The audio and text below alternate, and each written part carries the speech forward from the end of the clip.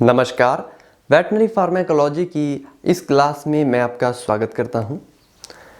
तो veterinary medicine की जो इंट्रोडक्शन है और दवाइयों के जो प्रकार है वो हमने पिछली जो क्लास है हमारी उसमें कवर कर लिए हैं।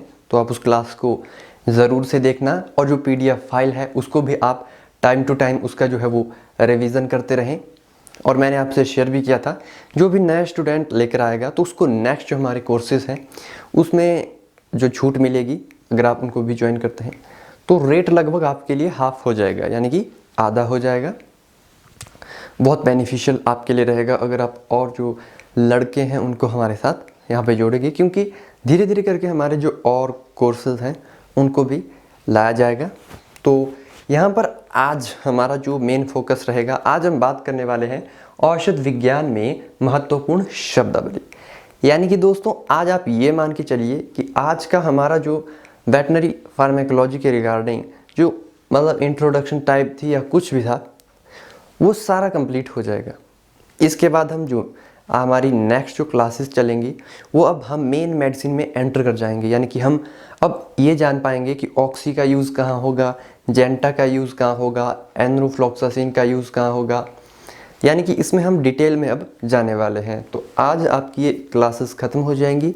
उसके बाद कल से आपकी जो क्लासेस हैं वो मेडिसिन के ऊपर चलेंगे। कल हम ये भी जानेंगे डोज रेट क्या रहेगी, उसके बाद किस पशु को कौन सा इंजेक्शन किस रूट से लगाना है, कौन प्रेगनेंसी सेफ़ है, तो कल हम उसमें एंटर हो जाएंगे।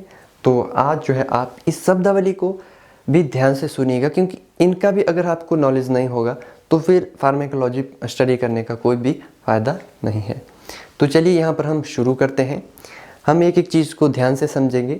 औषध विज्ञान में महत्वपूर्ण शब्दावली, और ये जो पीडीएफ फाइल है ये आपको वेटनरी इंट्रोडक्शन और वेटनरी मेडिसिन के जो प्रकार हैं उसी के अंदर मिल जाएगा। तो चलिए यहाँ पे देखते हैं। तो यहाँ पर आप देखिए फार्माकोलॉजी, इसका हमने शुरू में फर्स्ट क्लास में ही हमने इसके बारे में जाना था कि फार्माकोलॉजी क्या होती है। आपने अगर ध्यान से देखा होगा तो फार्माकोलॉजी के अंतर्गत हम अध्ययन करते हैं कि जो संपूर्ण दवाइयों का जो संपूर्ण मेडिसिन है, जो एविल इंजेक्शन है या जो आपकी बोविरम बोलस है, बायोबूस्ट बोलस है, कोई सिरप है, सॉल्यूशन है, ये सभी मेडिसिन के अंदर आती है। और इन सभी दवाइयों का जो अध्ययन है वो फार्माकोलॉजी के अंतर्गत आता है, यानी कि दवाइयों को कैसे बनाया जाता है, किस कंपनी के द्वारा दवाइयों को बनाया गया, और जिस पशु में इसका यूज़ होगा उस पर क्या प्रभाव पड़ेगा, क्या उसकी डोज रहेगी। तो संपूर्ण जो अध्ययन है दवाइयों का ये सभी इसी के अंतर्गत आएगा। और इसी में फार्माकोलॉजी की और छोटी छोटी इसमें और टर्म्स हैं जिसमें फिर एक एक चीज़ों का अध्ययन किया जाएगा। यानी कि जैसे इसमें तो संपूर्ण दवाइयों का अध्ययन किया जाएगा, लेकिन अब दवाइयों की मात्रा क्या होगी वो अलग से उसकी एक टर्म है। जिस प्रकार डोज रेट की, वेट की, और कहाँ से दवाइयाँ आती हैं बनती हैं, तो इनके लिए अलग अलग टर्म यूज़ की गई हैं और ये सभी टर्म्स फार्माकोलॉजी के अंतर्गत आती हैं। आप धीरे जब नीचे हम स्टडी करेंगे तो आप इजीली समझ जाएंगे। आइए इसकी डेफिनेशन हम पढ़ के करते हैं, देखते हैं। फार्माकोलॉजी औषध विज्ञान या शास्त्र, वैसे इसको हम औषध शास्त्र कहते हैं। उसके बाद हम बात करते हैं दवाइयों का संपूर्ण अध्ययन औषध विज्ञान के अंतर्गत किया जाता है, और किस प्रकार से दवाइयाँ बनाई जाती हैं, उनका भौतिक रूप क्या है, रासायनिक रूप क्या है, शरीर पर क्या क्या वो असर डालेगी, प्रभाव डालेगी, इन सभी का अध्ययन औषधि शास्त्र यानी कि वेटनरी फार्माकोलॉजी के रिगार्डिंग किया जाएगा। बिल्कुल इजी है। नेक्स्ट हम देखते हैं। और मेरी जो प्रोनाउंसिएशन है इंग्लिश की वो हल्की सी वीक है, कमज़ोर है, तो आप इस पर भी मुझे क्षमा करें। कई बार जो मैं पढ़ाने की कोशिश करता हूँ, क्योंकि मैं एक हिंदी मीडियम का स्टूडेंट रहा हूँ, तो मुझे इसमें थोड़ी सी डिफ़िकल्टी आती है, लेकिन कोई बात नहीं, धीरे धीरे हम समझ जाएंगे। तो देखिए फार्माकोनॉजी, ठीक है, फार्माकोनॉजी जो है इसका यूज़ क्या होता है, तो इसके अंतर्गत दवाइयों को बनाने का स्रोत एवं दवाइयों को कैसे पहचाना जाता है इसका अध्ययन किया जाता है। तो स्रोत का मतलब क्या हो गया, स्रोत को इंग्लिश में कहते हैं सोर्स, यानी कि किस सोर्स के माध्यम से दवाएं बनाई गई है और ये पहचान की जाती है कि ये दवा का यूज़ क्या है। अब जैसे मान लीजिए सल्फर ट्रिम है, दवाई है, इसकी पहचान क्या है कि एक एंटीबायोटिक दवाई है। एंटीबायोटिक दवाई आपको पता है या तो बैक्टीरियल, वायरल, प्रोटोजोल इस तरह की बीमारियों में हम यूज़ में लाते हैं एंटीबायोटिक। किसी प्रकार की चोट वगैरह हो गई है ताकि जो जीवाणु का जो संक्रमण है वो कम किया जा सके। तो ये दवाई की पहचान है। पहचान का मतलब ये है कि किस पर्पस के लिए इस दवाई को बनाया गया है। और पहचान में आप ये भी देख सकते हैं कि वो किस कंपनी की है, किस साल्ट की है। जैसे सल्फाट्रिम, सल्फाडॉक्सिन ट्राइमेथोप्रिम, ये इसमें साल्ट होता है और जो साल्ट होता है उससे हम इजीली दवाओं का जो पहचान है वो कर सकते हैं। तो ये फार्माकोलॉजी के अंतर्गत जो है वो दवाओं का स्रोत यानी कि सोर्स, किस किस सोर्स से ये बनी है, स्रोतों से ये बनी है और अध्ययन किया जाता है इसकी पहचान क्या होती है। समझ गए आप? करते हैं फार्माकोनेटिक्स के बारे में। फार्माकोनेटिक्स का मतलब होता है कि जो दवाई हमने खाई है हमारे शरीर ने दवाई पर क्या प्रभाव डाला है। ठीक है, तो दवाई का हमारे शरीर पर क्या प्रभाव पड़ता है ये देखिए। इसकी डेफिनेशन की ओर चलते हैं। फार्माकोनेटिक्स, इसके अंतर्गत यह अध्ययन किया जाता है कि जो दवाई पशु को दी गई है या मान लीजिए मनुष्य जब कोई दवाई खाता है उस पर पशु का शरीर क्या कार्य करता है, यानी कि दवाई के ऊपर जो शरीर है वो अपनी क्या प्रतिक्रिया देगा। कुछ भी प्रतिक्रिया दे सकता है, या तो जो दवाई है पशु जो शरीर है उसको एक्सेप्ट नहीं करेगा तो वोमिटिंग हो जाएगी। इस तरह के काम होते हैं। कई बार हैवी डोज जब दे देते हैं तो इस तरह की कंडीशन हो जाती है। तो यही है कि जो दवाई है उस पर शरीर क्या कार्य करता है, दवाई पर जो है शरीर क्या प्रभाव डालता है। ये जो टर्म्स हैं आपके लिए ये डिफ़िकल्ट हैं, एक बार में आपको बहुत आसानी से समझ नहीं आएगी, तो इसलिए इनको एक या दो बार आप ज़रूर से अच्छे से समझें। नेक्स्ट हम बात करते हैं फार्माकोडायनामिक्स। तो इसके अंतर्गत देखिए ये इसके उल्टा है।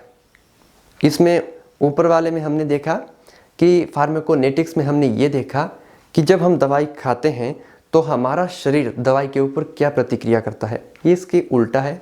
जब हम दवाई खाते हैं तो दवाई हमारे शरीर पर या पशुओं के शरीर पर क्या प्रभाव डालती है, तो इसमें उसका अध्ययन किया जाता है। आइए देखते हैं दवाई का पशु के शरीर पर क्या प्रतिक्रिया होती है, यह दवाई के माध्यम से पशु के शरीर पर क्या कार्य किया गया, इसका अध्ययन किया जाता है। देखिए ऊपर हमने जैसे स्टडी की पढ़ा, जब हम दवाई पर शरीर अपनी प्रतिक्रिया देगा तो ये होगा कि हाई डोज या कुछ इस तरह की कंडीशन हो जाती है तो वोमिटिंग हो जाएगी। जब दवाई असर डालती है शरीर के ऊपर तो एक तो शरीर में क्या होगा कि असर हो जाएगा, यानी कि इसमें कुछ भी हो सकता है, यानी कि कुछ एक साइड इफ़ेक्ट भी दवाई के हो सकते हैं, साइड इफ़ेक्ट भी इसी के अंतर्गत आ सकते हैं। और जो दवाई है जो अपना असर डालेगी तो जिस पर्पज़ से हमने दवाई खाई है या जिस बीमारी की रोकथाम के लिए दवाई का उपयोग किया गया है, दवाई को खाया गया है, तो ठीक भी हो जाते हैं। ये दोनों तरह से, यानी कि पशु पर क्या साइड इफ़ेक्ट पड़े या क्या इफ़ेक्ट पड़े, ये जो है इसके अंतर्गत ईजिली अध्ययन किया जा सकता है। उसके बाद देखिए एक्सपेरिमेंटल फार्माकोलॉजी। एक्सपेरिमेंटल फार्माकोलॉजी का जो मतलब है वो ये है, कोई भी जब जो साइंटिस्ट होता है या जो डॉक्टर्स होते हैं उनके माध्यम से किसी भी नई दवाई का यूज़ किया जाता है या बनाई जाती है तो सबसे पहले उनका जो ट्रायल है वो डायरेक्ट मनुष्य पर या जो हमारे पशु होते हैं उन पर नहीं किया जाता है। उनका जो यूज़ है वो स्मॉल एनिमल में किया जाता है, हल्के जानवरों में किया जाता है, जैसे चूहा, खरगोश, इस तरह के जो जानवर होते हैं इनमें दवाई का उपयोग किया जाता है। क्योंकि मनुष्य और जो जानवर हैं, जो दवाइयाँ हैं वो सेम रहती हैं, डोजेज में इस तरह से तो काफ़ी अंतर होता है, ठीक है, बट जो साल्ट वगैरह रहते हैं ब्रांड नेम चेंज होते रहते हैं और मतलब दवाइयाँ सेम रहती हैं, मतलब कुछ एक में अंतर होता है। तो इसमें क्या होता है कि जो एक्सपेरिमेंटल ड्रग्स या फार्माकोलॉजी है इसमें जो दवाओं का अध्ययन, मतलब जो दवाओं का परीक्षण किया जाता है वो सबसे पहले चूहे और खरगोश इस तरह के छोटे जानवरों पर किया जाता है। जब उन पर सक्सेस हो जाते हैं, अच्छी तरह से हो जाता है, उसके बाद ये जो दवाएं हैं ये मनुष्यों को या फिर जो हमारे प्राणी मतलब जो जानवर हैं उनके लिए यूज़ में लाई जाती है। आइए डेफिनेशन देखते हैं। जिस भी नई दवाई का आविष्कार होता है सबसे पहले उसका उपयोग चूहा या खरगोश इन जैसे छोटे जानवरों पर दवाई का उपयोग किया जाता है।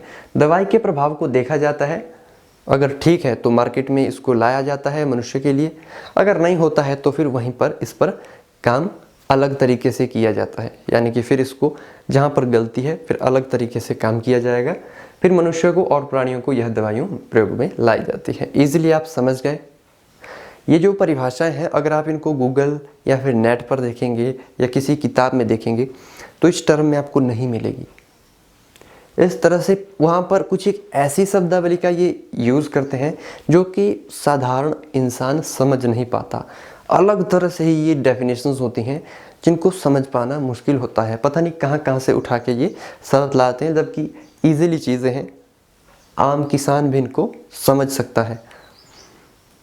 अब हम बात करते हैं नेक्स्ट, फार्माकोथेरेप्यूटिक्स। ठीक है, फार्माकोथेरेप्यूटिक्स तो ये जो होती है, अब देखिए, पशुओं में बीमारियों की रोकथाम एवं उपचार के लिए औषधियों का प्रयोग किया जाता है।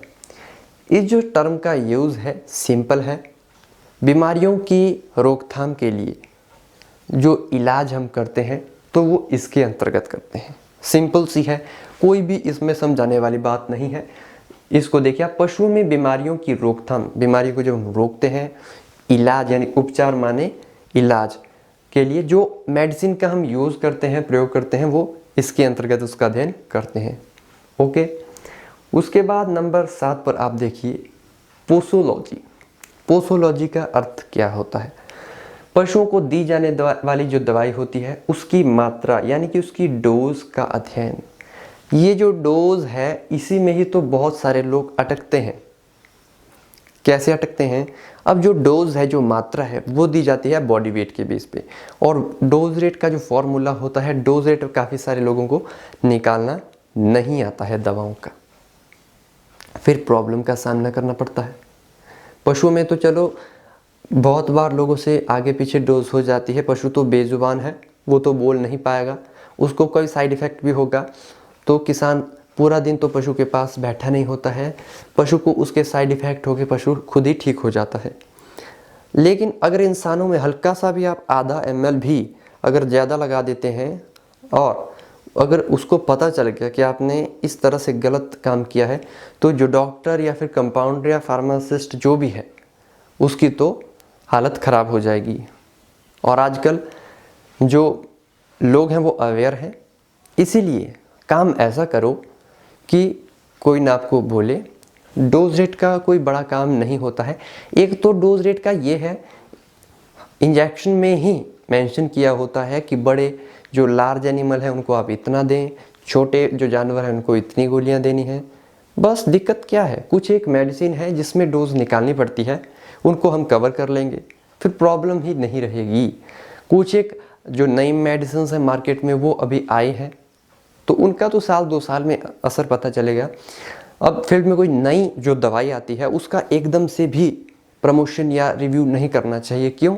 जब उसका एकदम से करेंगे उसका पहले असर भी देखना चाहिए कि लोग उसको खा के ठीक हो रहे हैं, पशुओं पर उसका क्या असर हो रहा है। ठीक है, अब ये बहुत सारी पुरानी दवाइयाँ हैं जिनका यूज़ करते हैं तो रिजल्ट भी मिलता है। ठीक है, समझे आप? तो पोसोलॉजी के अंतर्गत क्या किया जाता है कि हम डोज का अध्ययन करते हैं कि इस दवाई की ये मात्रा हमें देनी है, ये डोज हमें देनी है। ठीक है, पीडीएफ फाइल मिलेगी आपको, आप टेंशन लेते हैं गाइस बहुत ज़्यादा। पीडीएफ फाइल में रेगुलर आपको क्लासेस के साथ ही देता रहता हूँ। नेक्स्ट देखते हैं फार्माको एपिडेमियोलॉजी। एपिडेमियोलॉजी जनसंख्या समझते हैं। आइए, पशुओं की जनसंख्या पर पड़ने वाले दवाइयों के अनुकूल एवं प्रतिकूल प्रभाव का अध्ययन इसके अंतर्गत किया जाता है। बिल्कुल इजी है।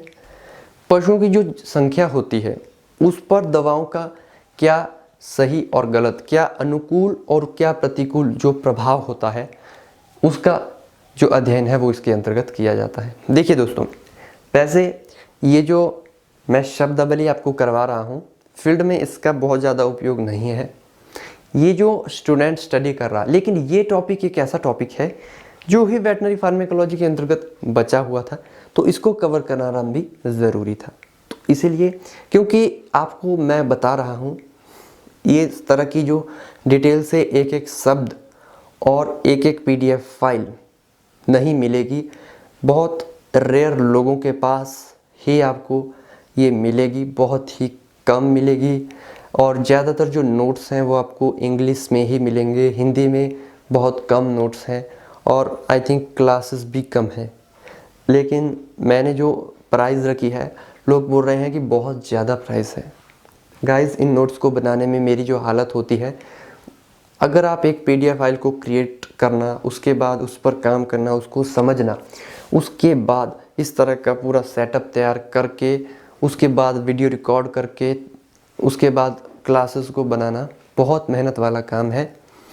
और साथ ही साथ फील्ड वर्क होता है, आपको पता है कितना ज़्यादा काम होता है।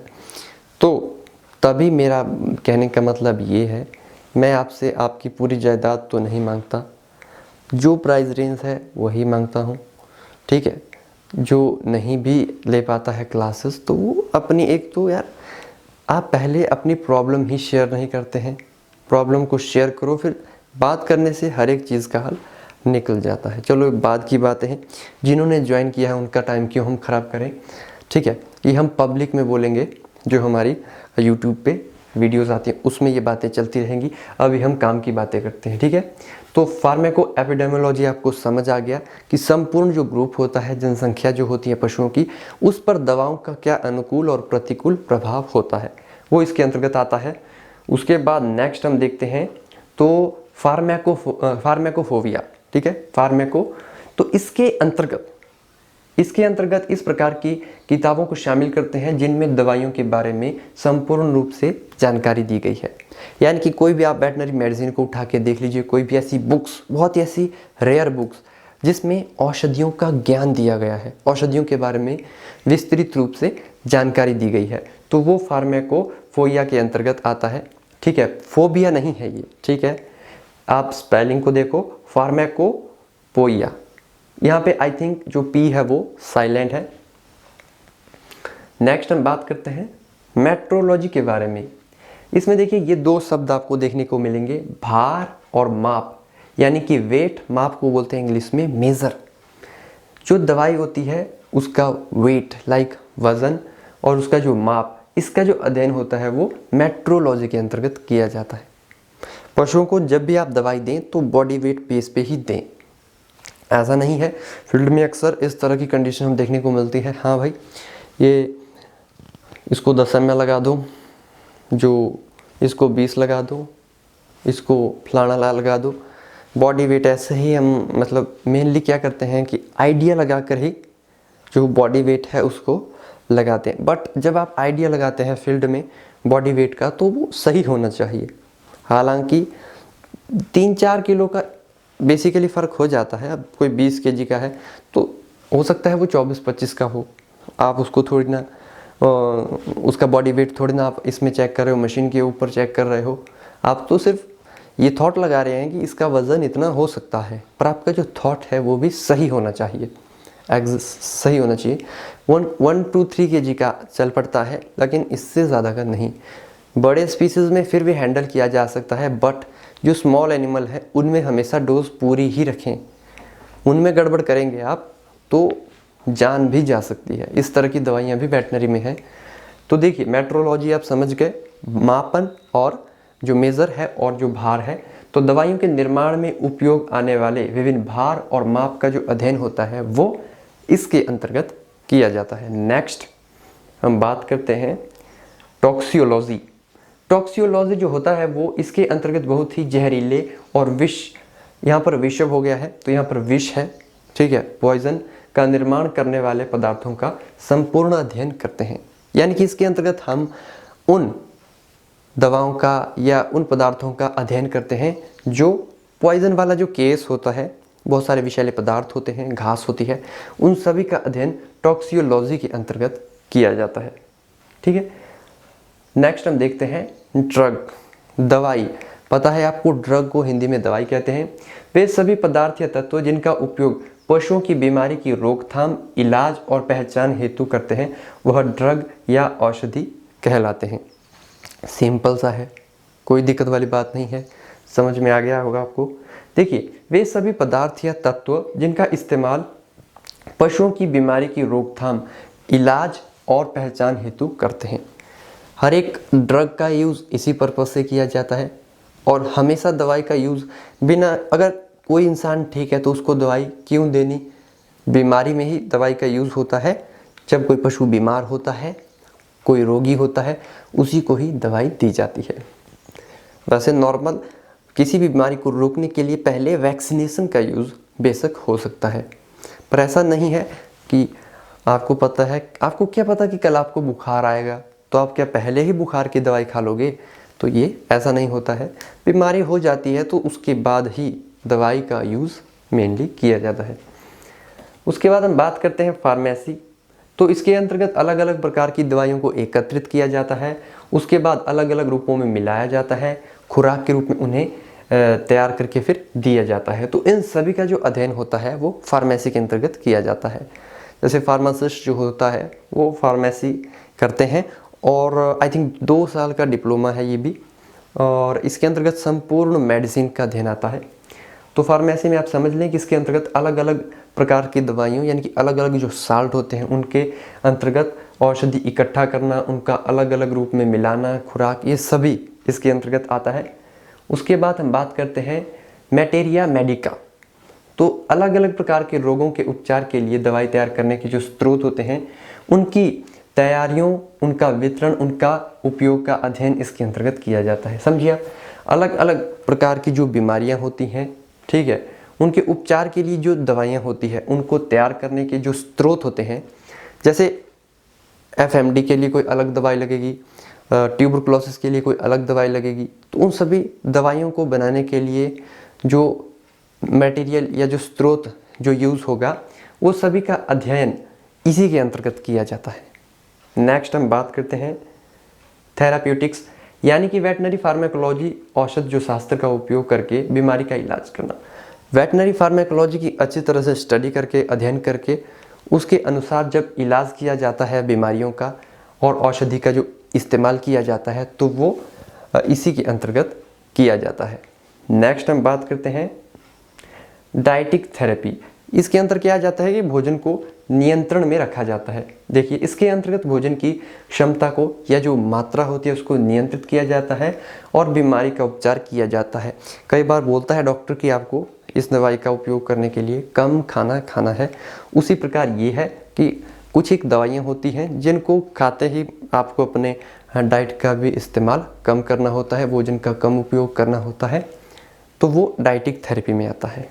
नेक्स्ट हम बात करते हैं हाइड्रोथेरेपी के बारे में। हाइड्रोथेरेपी का मतलब ये है कि पानी के द्वारा, पानी की अलग अलग अवस्थाओं के द्वारा या विभिन्न अवस्थाओं के द्वारा बीमारी का इलाज करना, क्योंकि बीमारी में जितना ज़्यादा आप पानी पिएंगे उतना ज़्यादा ही आपका जो शरीर है वो सही रहता है। तो समझ गए होंगे आप। नेक्स्ट हम बात करते हैं कीमोथेरेपी। इसका होता है रासायनिक पदार्थों का इस्तेमाल करके, बहुत सारे ऐसे रासायनिक पदार्थ होते हैं, ठीक है, केमिकल्स होते हैं जिनका यूज़ करके जो बीमारी है उनका ट्रीटमेंट किया जाता है, तो उसका अध्ययन इसके अंतर्गत किया जाता है। नेक्स्ट हम बात करते हैं हेलिथेरेपी। हेलियोथेरेपी का जो मतलब होता है, जब सूर्य, कोई ऐसी बीमारियां होती हैं जो कि पशु को धूप में या सूर्य के किरणों के सामने जब पशु रहता है तो उन बीमारियों को ठीक किया जा सकता है। बीमार पशु के शरीर के ऊपर जब सूर्य की किरणें पड़ती हैं, या साधारण शब्दों में कहें तो सूर्य के प्रकाश का उपयोग होकर बीमारी का इलाज होना, उस कंडीशन में ये टर्म का यूज़ होता है हेलियोथेरेपी का। समझ गए आप। तो ये जितने भी हमने बात की ये वो टर्म्स हैं गाइस, ये टर्म्स हैं जो कि वेटनरी फार्माकोलॉजी के अंतर्गत उपयोग में लाई जाती है, और इनकी जो टर्म्स हैं वो आपको याद रखने में कठिनाई हो सकती है। तो इस PDF फाइल को स्टोर रखें अपने पास, जब ज़रूरत पड़े तो इसको आप हल्की हल्की नज़र आप देते रहेंगे तो ईज़िली आपको ये याद होती रहेगी। अब चलते हैं हम अपने मेन टॉपिक के ऊपर। ये देखिए, दवाइयों के बारे में कुछ महत्वपूर्ण बातें जो कि ध्यान देने वाली हैं। ये बहुत ही ज़रूरी बात है, एक एक करके मैं स्टेप बाय स्टेप आपको समझाऊंगा और आपको ये ध्यान से समझनी है। देखिए इसका मतलब क्या है, कोई भी मेडिसिन है उसमें हमें क्या क्या पता होना चाहिए, और फील्ड में पशु के ऊपर भी हमें किन किन बातों का ध्यान, दवाई देने के लिए हमें किन किन बातों का ध्यान रखना चाहिए, और जो दवाई है उसके बारे में हमें क्या क्या नॉलेज होनी चाहिए। ठीक है, एक एक करके देखते हैं। फर्स्ट पॉइंट में आप देखिए, पशु को दवाई देने का तरीका, यानी कि जिस भी मेडिसिन का आप यूज़ कर रहे हैं उसके बारे में आपको ये जानकारी होनी चाहिए कि हम उस औषधि को इंजेक्शन फॉर्म में दे रहे हैं, पाउडर फॉर्म में दे रहे हैं, लिक्विड फॉर्म में दे रहे हैं, या कैप्सूल फॉर्म में दे रहे हैं, किस तरह से हम पशु को वो दे रहे हैं और किस रूट से दे रहे हैं, ये भी हमें पता होना चाहिए। हर एक चीज़ का हमें पता होना चाहिए। दूसरा, पशु की नस्ल, जाति और प्रजाति के अनुसार कोई पशु मतलब जो होते हैं, जैसे डॉग की प्रजाति अलग होती है, गाय की अलग होती है, तो आपको ये भी पता होना चाहिए कि कौन सी प्रजाति के लिए कौन सी दवाई उपयुक्त रहती है, यानी कि कौन सी एंटीबायोटिक इन जानवरों में सही रहेगी, कौन सी एंटीपैरेटिक, कौन सी एंटी इन्फ्लेमेटरी। ठीक है, तो इसका भी आपको नॉलेज होना चाहिए। तीसरा है पशु की उम्र और आकार। ऐसा नहीं है कि स्मॉल साइज़ का पशु है और उसको आप जो निडल है या जो औषधि की जो मात्रा है वो बहुत अधिक लगा रहे हैं, उसका आकार भी देखना है और उम्र भी देखनी है। जैसे अगर जो लेटेस्ट जो मतलब कि होते हैं तो उनका जो यूज़ है, देखिए उनकी चमड़ी भी सॉफ्ट होती है, तो उनमें लगाने का इंजेक्शन आराम से लगाया जाता है, और जो बड़े आकार के बड़े जानवर होते हैं उनको इंजेक्शन लगाने का जो तरीका होता है वो अलग अलग होता है, तो ये भी हमें ध्यान देना है। और एक बात का ध्यान रखना, जब भी आप दवाई पशु को पिलाते हैं तो कभी भी पशु की जीभ नहीं पकड़नी है। नेक्स्ट हम बात करते हैं पशु का लिंग क्या होता है।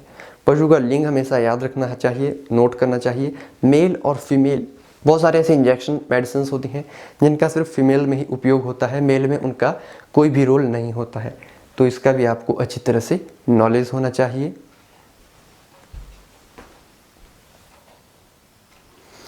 सॉरी गाइज, मैं टाइम यहाँ पे देख रहा था क्योंकि हर 30 मिनट के बाद जो कैमरा है वो ऑफ हो जाता है। अब हम यहाँ पे बात करते हैं बीमारी क्या है और उसका क्या प्रभाव पशु पर पड़ेगा। Diagnosis is the most important part of the veterinary, यानी कि बीमारी क्या है।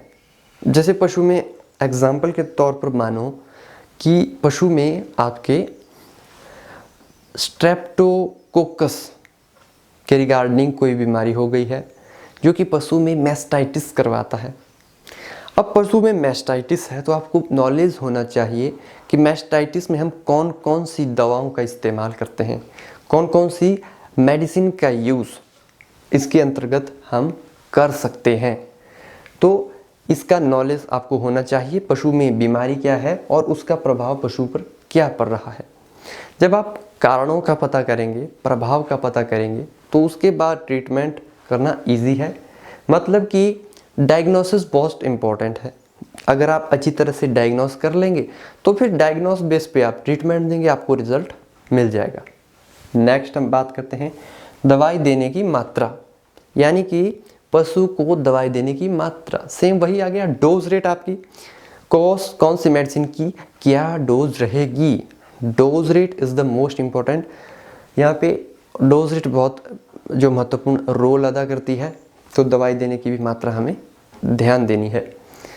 उसके बाद नेक्स्ट हम बात करते हैं दवाई देने का समय।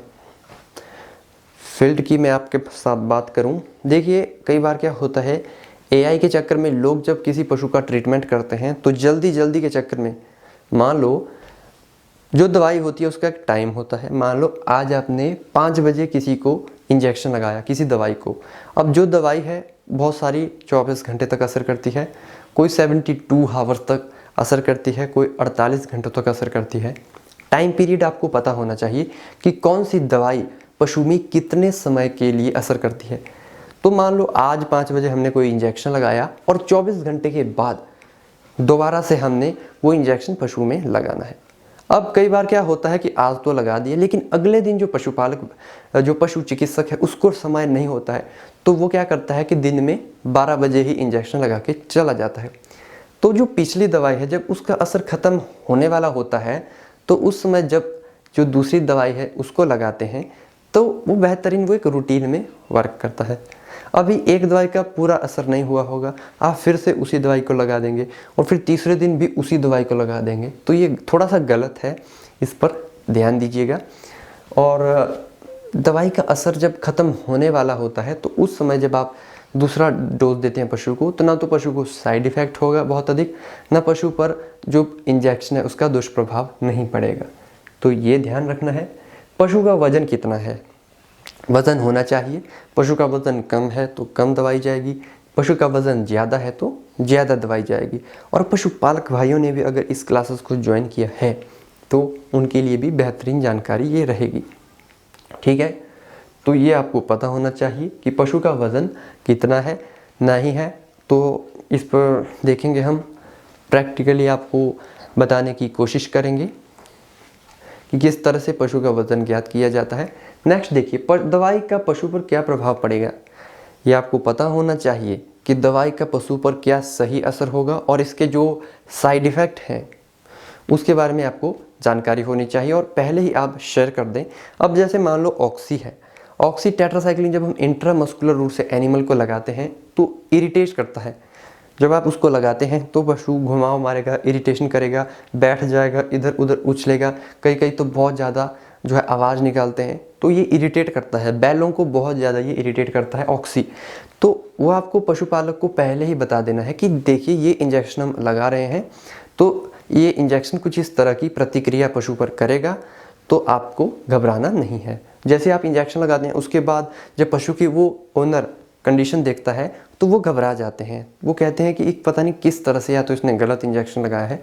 लेकिन ऑक्सी आपको पता है कि थोड़ा सा इरिटेशन करता है, तो इस कंडीशन में दवाई का पशु पर क्या प्रभाव पड़ेगा वो भी आपको शेयर करना है। जो कुछ एक साइड इफ़ेक्ट होते हैं हर एक दवाई के, जो कि कुछ एक पशुओं में ही देखने को मिलते हैं, तो उसके बारे में भी आप पशुपालक को अच्छी तरह से बता दीजिए। उसके बाद देखिए दवाई देने की गति क्या रहेगी, यानी कि दवाई किस गति से आप दे रहे हैं। देखिए जो बोलस है या जो टैबलेट है, पाउडर है, उसको आराम से देना है, बहुत अधिक स्पीड में एक बार से ही पशु को नहीं पिलाना है। और जो इंजेक्शन आप लगा रहे हैं बहुत अधिक तेज़ी